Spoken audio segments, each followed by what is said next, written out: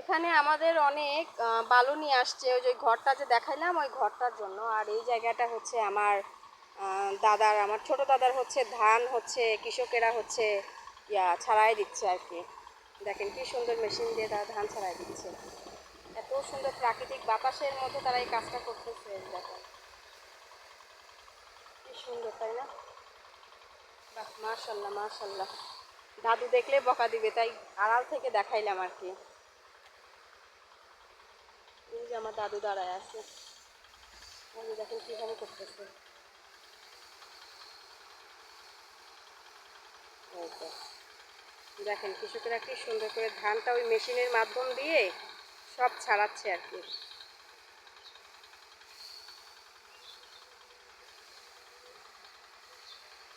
চমৎকার লাগতেছে, তাই না? গ্রামে আসলে দেখেন এইগুলো একদম উপভোগ করা যায় সামনাসামনি থেকে।